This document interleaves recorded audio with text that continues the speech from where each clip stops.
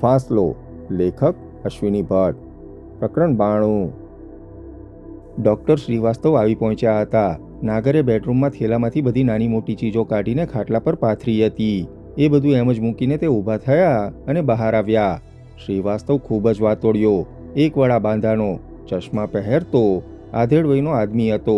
તેણે સુઘડ કપડાં પહેર્યા હતા. તે પોતાની સાથે જાત જાતના સાધનો લેતો આવ્યો હતો. હલો, ડૉક્ટર શ્રીવાસ્તવે પ્રવેશતા જ પહેલાં હરીશને અને પછી જીગરની તરફ જોઈને જીગરને કહ્યું. તે પછી તેમણે સરજુને જોઈ ને પછી નાગરને. What is this? તે બોલ્યા અને એક પછી એક બધાની સામે જોતા રહ્યા. રામુ, તારે કંઈ વિચાર કરવાની જરૂર નથી. થોડી વારમાં જ તને બધું સમજાશે, પણ પહેલાં તારે મારો ઈલાજ કરવાનો છે. નાગર બોલ્યા અને આગળ આવ્યા. મારી પાસે અડધો કલાકથી વધારે સમય નથી. વોટ? ડૉક્ટરે આશ્ચર્યથી પૂછ્યું. સમય મારે તને કહેવો જોઈએ કે તારે મને? મારી વેદના ઓછી થાય તેવું કંઈક કરી આપ, નાગરે કહ્યું. અરે પણ તારા હાથ પર તો સ્ટીચીસ લેવા પડશે, અને આ ભાઈને. ઓહ ગોડ, આ છોકરીને પણ. તમારા ચહેરા કેવા ભયાનક. એમને મધમાખીઓ કરડી છે. આ શું લગાવ્યું છે? ડૉક્ટરે પૂછ્યું. ઝેર કોચલું, સરજુએ જવાબ આપ્યો. ડૉક્ટરે નાગરનો હાથ પકડ્યો અને તપાસ્યો. માય ગોડ ગટુ, તું બેભાન કેમ નથી તેની મને નવાઈ લાગે છે. તને એનેસ્થિસિયા આપ્યા વગર આ ટાંકા લેવાશે નહીં. હું દર્દ સહન કરી લઈશ. તું દર્દ સહન કરે, પણ તારો હાથ સહન ન કરે તો? ડૉક્ટરે કહ્યું. જો રામુ, સમય ગુમાવવા જેટલી ફુરસદ નથી. હું તને કહું તેમ કર. મારા હાથ પર તારે જે કરવું હોય તે અડધા કલાકમાં કર. તે પછી આ લોકોને તપાસી લે, અને પછી તારે 3 મડદા તપાસવાના છે. મડદા? રામ શ્રીવાસ્તવ ઓર સ્તબ્ધતાથી નાગર સાહેબ સામે જોઈ રહ્યો. મડદા? શેના મડદા?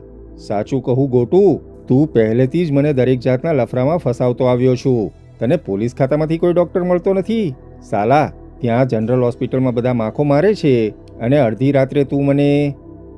હવે તું તારું કામ કરીશ, નાગર બોલ્યા, અને ડૉક્ટર શ્રીવાસ્તવે આજુબાજુ જોઈને સરજુને કહ્યું. તમે આમ જડની માફક ઊભા રહેશો કે પછી પાણી ગરમ કરશો? ડૉક્ટર રામ શ્રીવાસ્તવને બબડતો મૂકીને સરજુ બોટ હાઉસની પેન્ટ્રીમાં પાણી ગરમ કરવા ચાલી ગઈ. ડૉક્ટર શ્રીવાસ્તવ ઉદયપુરના નામાંકિત સર્જનોમાંના એક હતા. નાગર સાહેબ અને તે બંને નિશાળના દિવસોથી મિત્રો હતા. સાથે મેટ્રિક સુધી ભણેલા, પણ દોસ્તી કોલેજ કાળમાં થયેલી અને ત્યાર પછી પણ ટકી હતી. એટલું જ નહીં, ડૉક્ટર શ્રીવાસ્તવે નાગરના લગ્ન કરાવવામાં પણ અગત્યનો રોલ ભજવ્યો હતો. નાગરના ઘા પર ટાંકા લેવામાં આવ્યા, ડ્રેસિંગ પણ કરવામાં આવ્યું. જીગર અને સરજુને પણ ડૉક્ટર શ્રીવાસ્તવે તપાસ્યા. દરમિયાનમાં નાગરે તેને થોડીક વાત સમજાવી. સારવાર પૂરી થઈ પછી હરીશ અને શ્રીવાસ્તવને અને પાનિયાને તેમણે રૂઠી રાણીના મહેલ પર મોકલ્યા. રામતીરથ, રઘુનંદન અને ઢિલ્લોના મોત કેવી રીતે નિપજ્યા હતા તેને સર્ટિફાઈ કરવા માટે ડૉક્ટરની તપાસ જરૂરી હતી. ડૉક્ટર રાબેતા મુજબ જ નાગરને ગાળો દેતા હરીશ અને પાનિયાને લઈને રૂઠી રાણીની પહાડી તરફ ગયા. જયસમંદના ઓવારે જીપ્સ્ટર સીડાન આવીને ઊભી રહી. નાગર સાહેબની સૂચના પ્રમાણે ડૉક્ટર શ્રીવાસ્તવ, પાનિયો અને હરીશ જૈન રૂઠી રાણીના મહેલ તરફ ચાલી નીકળ્યા હતા. જીગર, પરોત અને સરજુ બોટ હાઉસમાં જ રોકાયા. નાગર સાહેબે ગૃહપ્રધાન દેવકીનંદન સાથે જે રીતે વાતચીત કરી હતી તે જોતે ફોન મૂકીને સીધો જ જયસમંદ આવવા નીકળશે તેમાં કોઈ શંકા નાગર સાહેબને ન હતી. વળી ગમે તેવો કીટ અને હેવાન હોય છતાં માણસ પોતાના સગાભાઈને ગુમાવે ત્યારે તો તે આઘાત અનુભવે એ સ્વાભાવિક હતું. દેવકીનંદનને ફોન સાંભળીને એવો જ આઘાત લાગ્યો હતો. તે જયપુરથી ઉદયપુર આવ્યો હતો. તેને ખબર હતી કે રઘુનંદન શું કરવા જયસમંદ ગયો છે. એટલું જ નહીં, પણ સંતાડેલો માલ મેળવી લેવામાં, જીગર પરોતને પરાસ્ત કરવામાં કશી જ મુસીબત પડવાની નથી તેવો આત્મવિશ્વાસ, તેવી મુસ્તાકીને કારણે દેવકીનંદન તદ્દન નિશ્ચિંત હતો. તેને ચિંતા માત્ર એટલી જ થતી હતી કે રઘુનંદનને રામતીરથ જેવા આદમીને સાથે રાખ્યો હતો, અને એટલે જ જ્યારે નાગર સાહેબે ફોન પર દેવકીનંદનને સમાચાર આપ્યા ત્યારે તે થડકી ઉઠ્યો હતો. નાગરને બાળપણથી દેવકીનંદન ઓળખતો, પણ બંને જણાએ ભિન્ન રસ્તા લીધા હતા, એટલે એમની વચ્ચે સામાન્ય દોસ્તીથી વધારે કોઈ સંવેગો જન્મ્યા ન હતા. નાગર દેવકીનંદનની પ્રગતિથી અને તેના પરાક્રમોથી પૂરતો પરિચિત હતો, પણ નસીબના પાંદડા દેવકીનંદનની તરફેણમાં ફરક્યા હતા. દેવકીનંદન કોણ છે અને શું છે તે નાગરને બરાબર ખબર હતી, એટલે જીગર પરોતે સંતાડેલા લોકર્સના માલમાંથી શું શું નીકળશે તેની કલ્પના તો નાગરને હતી, પરંતુ એ કલ્પનાને પણ વામણી બનાવી દે તેવી ચીજો જીગર પરોતે સંતાડેલી એરબેગમાંથી નીકળી હતી. દેવકીનંદન આવે તે પહેલાં નાગરે એ ચીજો તપાસવાનું અને તેની અગત્ય પ્રમાણે તેને ગોઠવવાનું કામ કરી લેવાનું વિચાર્યું હતું. એ ચીજો જોઈને તેમને નવાઈ લાગતી હતી કે લૂંટ કરનારા છોકરાઓ ગોવિંદ, અશોક, ચંદન, હરીશ, જીગર વગેરે શા માટે પોતાની જિંદગી જોખમમાં મૂકી હતી. એ લોકોએ બેધડક જો સોદાબાજી કરી હોત તો દેવકીનંદન માટે ભોંભારે થઈ હોત. એ છોકરાઓની જગ્યાએ જો તે પોતે હોત તો તેમણે એમ જ કર્યું હોત. બેંક ઓફ મેવાડની લૂંટ થઈ ત્યારે જે લોકરો તૂટ્યા હતા, તોડવામાં આવ્યા હતા, તેમાં અગત્યના 2 જ લોકરો હતા. એક રઘુનંદન મિશ્રનું અને બીજું વિજયારાની દિવાનનું. આ બંને લોકરોમાંથી જે ચીજો નીકળી તે જોઈને નાગરને પણ કેટલાક રહસ્યોના ઉકેલ મળ્યા હતા. બોટ હાઉસના બેડરૂમમાં ડબલ બેડ પર હોલડોલમાંથી કાઢેલી વસ્તુઓ નાગર તપાસતા હતા ત્યારે જીગરને પણ એ જ અફસોસ થતો હતો. શા માટે તેણે એ ચીજોનો અભ્યાસ ન કર્યો? શા માટે ગોવિંદ ભંડારીને પણ એ ખ્યાલમાં ન આવ્યો?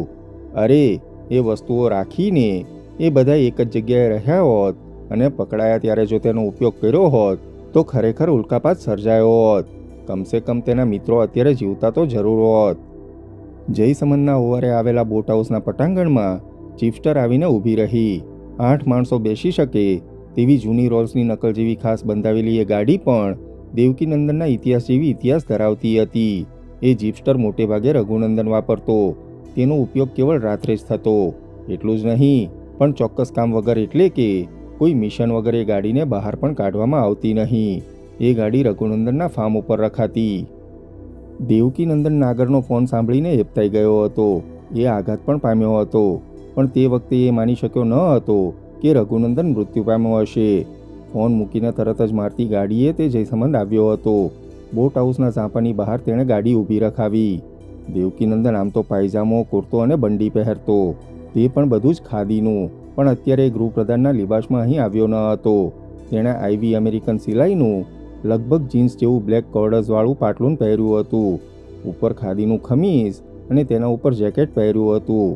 હન્ટિંગ કોટ જેવા જેકેટની ભીતરમાં તેણે શોલ્ડર હોસ્ટરમાં 22 કેલિબરની સ્પેનિશ મેકની રિવોલ્વર છુપાવી હતી. ડ્રાઈવર મોહનસિંહને ખબરદાર રહેવાની સૂચના આપીને તે ગાડીમાંથી ઉતર્યો ત્યારે તે કોઈ અમેરિકન ફિલ્મના ગેંગસ્ટર જેવો લાગતો હતો.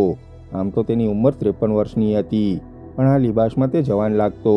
બોટ હાઉસના પગથિયા ચડ્યો ત્યારે તેનું હૈયું થડકતું હતું.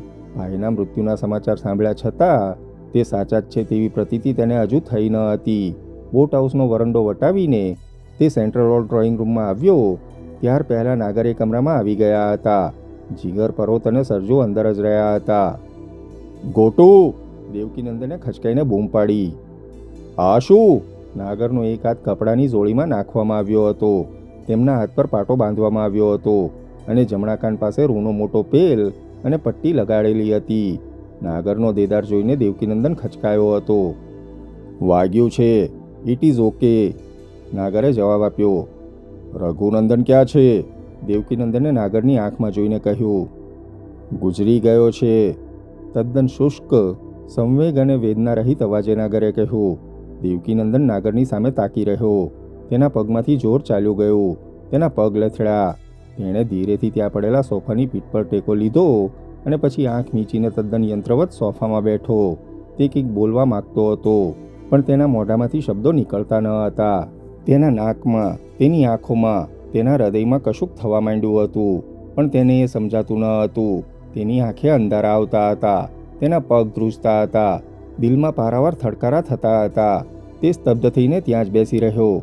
5 મિનિટ પછી, ખાસી 5 મિનિટ પછી તેની આંખમાંથી આંસુ ટપકવા માંડ્યા. નાગર કંઈક ઘૃણાથી તેની સામે જોઈ રહ્યો. I like that, I really like that, Nagar બોલ્યા. દેવકી, એટલીસ્ટ એ વાત મને આજે સમજાઈ. એક માણસ માટે આંસુ સારી શકે તેટલી માણસાઈ તું ધરાવે છે. ભીની લાલ આંખો તાકીને દેવકીનંદને નાગર તરફ જોયું. ગોટુ, ક્યાં છે મારો ભાઈ? રૂઠી રાણીના મહેલમાં પહાડી પર. કોણે માર્યો તેને? તેના પાપે દેવકી, તેના કર્મે. માણસનું આયકું ખતમ થાય એટલે તે ગુજરી જાય, તેમાં નવું શું છે? ગોટુ, મારા ભાઈને કોણે માર્યો? એકદમ ભાવહીન વૃક્ષ અવાજે દેવકીનંદન બોલ્યો અને પછી રડ્યો. તેની પિસ્તોલમાંથી છૂટેલી ગોળીથી તેનું માથું ભૂંજાઈ ગયું, નાગરે કહ્યું. તું જુઠ્ઠો છે, તું જુઠ્ઠો છે. ગોટુ, શા માટે તે એને મારી નાખ્યો? એ કેવી રીતે મરી ગયો તે હું તને સમજાવીશ. છતાં હું સફાઈ પેશ કરવા માંગતો નથી. મેં એને માર્યો નથી. બાકી તેને મારવા માટે મારી પાસે પૂરતા કારણો છે, તે તું જાણે છે. ગોટુ, તે જૂની વાતને દાઢમાં રાખીને... નહીં દેવકી, જૂની વાતને દાઢમાં રાખીને મેં રઘુનંદનનું ખૂન કરવાનું વિચાર્યું હોત તો આજે તેને ગુજરી ગયે 20 વર્ષ થયા હોત અને મારી બહેન પણ જીવતી હોત. મારી માસી પણ ઝૂરીને મરી ગઈ ન હોત. ગોટુ, રક્ષાના મૃત્યુ માટે આપણે બધી જ તપાસ કરાવી હતી દેવકી, પણ તે વખતે મને ખબર ન હતી કે તેમાં તપાસ કરનારા જ સામેલ હતા. જવા દે એ વાત. તેણે મારા કુટુંબની જે દશા કરી હતી તે જોતાં તેનું મૃત્યુ તદ્દન સહેલું થયું. તારો ભાઈ એટલો નસીબદાર દેવકી કે તે સરળતાથી મર્યો. ગોટુ, તો પછી... તે બોલવા જતો હતો તે પહેલાં જ નાગરે તેને અટકાવ્યો. રામતીરથ, ઢિલ્લો અને રઘુનંદન એ ત્રણેય લાશો રોઠી રાણીના મહેલ પાસે પડી છે. આવતીકાલે પોલીસ તપાસમાં લાગશે અને ત્યારે મારે પોલીસ અફસર તરીકે વર્તવું પડશે અને તારે એક ગૃહમંત્રી તરીકે. અલબત્ત જો ગુનેગારો પકડાશે તો આવતીકાલે બપોર પહેલાં તારે રાજીનામું જરૂર આપવું પડશે. એટલે તપાસમાં જે હકીકતો બહાર આવશે તે સમજાવવા માટે તારી પાસે કોઈ દલીલો નહીં હોય. એટલે લૂંટમાં પકડાયેલા માલ વિશે તારે ખુલાસો કરવો પડશે. લૂંટનો માલ? તારા ભાઈ રઘુનંદનના લોકરમાંથી જે વિગતો અને ચીજો મળી છે તેનો ખુલાસો તારે આપવો પડશે. તેમાં મારે શું? દેવકીનંદન બોલ્યો. તે પૂરેપૂરી રીતે જાણતો હતો કે રઘુનંદનના લોકરમાં શું છે. રઘુનંદનના લોકરમાં જે ચીજો હતી તે બધી તને તારા રાજકારણમાં મદદ કરે તેવી છે, પણ વિજયારાની દીવાનના લોકરનું શું? તેમાંની ચીજો તને જમીનદોસ્ત કરી નાખે તેવી છે. મને ખબર નથી. એ તો હું પણ જાણું છું કે તને ખબર નથી. તને ખબર હોત તો ત્યાં રામતીરથ કે ઢિલ્લોને શા માટે રોક્યા હોત? નાગરે કહ્યું અને દેવકીનંદન એકદમ સ્વસ્થ થયો. ખૂંખાર દીપડાની જેમ તેની નસો ખેંચાઈ. તેને ખ્યાલ આવ્યો હતો કે નાગર શું કહેવા માગે છે. વળી સાચે જ તેને કે રઘુનંદનને ખબર ન હતી કે વિજયારાણીના લોકરમાં શું હતું. તારે જાણવું છે કે પહેલાં તારા ભાઈના મૃતદેહ પાસે જવું છે? નાગરે પ્રશ્ન કર્યો. દેવકીનંદન ઘડીભર તેની સામે જોઈ રહ્યો અને પછી ધીરેથી બોલ્યો, he is dead, already dead. હવે... નાગરે ધીરેથી એક કાગળ ગજવામાંથી કાઢ્યો અને દેવકીનંદનને કહ્યું, નિરાતે બેસ, ઘણા વર્ષે આપણે ભેગા થયા છીએ. દેવકીનંદન કંઈક અસ્વસ્થતાથી બેઠો. નાગરે તેની સામે એક ટીપોઈ ગોઠવી, તેના છેડા પર બેઠા અને કાગળ કાચ પર પાથરો. નંબર 1, વિજયારાણીના લોકરમાંથી એક ડાયરી જડી છે. અદ્ભુત ડાયરી છે. તેમાં કેટલાક જમીનના સોદાઓની વિગત છે. એ સોદાઓમાં એક યા બીજી રીતે ગૃહમંત્રી દેવકીનંદન કે તેમના ભાઈ સંડોવાયેલા છે. નાગરે કહ્યું અને તેની સામે જોયું. હશે, તેમાં શું? દેવકીનંદને ગંભીરતાથી કહ્યું, એવા સોદાઓ મેં જીવનમાં અનેક વખત કર્યા છે. જે સોદાઓ કર્યા છે તેનો પૂરેપૂરો હિસાબ મોજૂદ છે. તો સરસ, પણ ક્યાંક કોઈ નાનકડી પણ રમત હશે તો છાપાવાળા તારા માથે માછલા ધોશે. નંબર 2, વિજયારાણીની પેટીમાંથી તારો કોડ નંબર અને સ્વિસ એકાઉન્ટ અંગેની માહિતી છે. અલબત્ત એવા એકાઉન્ટો પણ આપણા દેશના ઘણા નેતાઓ પાસે હશે, પણ એ કોડ અને એકાઉન્ટ નંબર વિશે તારે માહિતી જાહેર કરવી પડશે. નંબર 3, ભારત પ્રતિભા ટ્રસ્ટ નામે જે ખાતા તમે ચલાવો છો તેની બધી વિગતો દીવાનના બોક્સમાંથી મળી છે. તે સિવાય કેટલાક અગત્યના પણ બેનામી દસ્તાવેજો મળ્યા છે. આ બધું ઠીક, પણ ગરમ ચીજોની વાત તો હવે પછી આવે છે. થોડા વર્ષો પહેલાં લંડનમાં જઈને તમે ફોરસમ હેલ્થ ક્લબ નામની જગ્યાએ સાયટિકાની ટ્રીટમેન્ટ લેવા ગયા હતા, તે યાદ છે? ત્યાં તમને એલેક્સ ફોસ્ટર નામનો આદમી મળ્યો હતો. એ આદમીએ તમને લંડનની રંગીનીઓનો પરિચય આપ્યો હતો, બરાબર? તમે ડૉક્ટર વોર્ડના ક્લિનિકમાં રહી આવ્યા હતા. ક્રિસ્ટાઇન કિલર નામની એક કોલ ગર્લ અને સેક્સ મેનિયાક છોકરી સાથે તમે એક નાગી ફિલ્મમાં ભાગ લીધો હતો. ફિલ્મમાં? ગોટુ, નાગી ફિલ્મમાં મેં ભાગ લીધો હતો? એ વાત વાહિયાત છે. દેવકીનંદન, હું પુરાવા વગર વાત કરવા માગતો નથી. એ ફિલ્મ તમને બતાવી શકું તેમ છું, નાગરે કહ્યું. દેવકીનંદન સડક થઈને જોઈ રહ્યો. દેવકી, તું વિજયારાણીને ઓળખતો હતો? દેવકીનંદને હા કે ના કંઈ જવાબ ન આપ્યો. તે કેવળ સામેના પડદા પર તાકી રહ્યો. તું એમ કે નામના માણસને જાણતો હતો? દેવકીનંદન, તે બંનેના ખૂન કરાવ્યા હતા. એ વાત ખોટી છે, એ વાત ખોટી છે, દેવકીનંદન બોલી ઉઠ્યો. આપણે સાચું શું અને ખોટું શું તેનો જ નિર્ણય અત્યારે લેવાનો છે. અને પછી પછી પછી શું ગોટું? પછી આપણે નક્કી કરીએ કે તારું શું કરવું, નાગરે કહ્યું. અને એકાએક દેવકીનંદન ખડખડાટ એસ્યો. તેની આંખમાં આંસુ ઉભરાતા હતા, પણ તે ખડખડાટ હસતો હતો.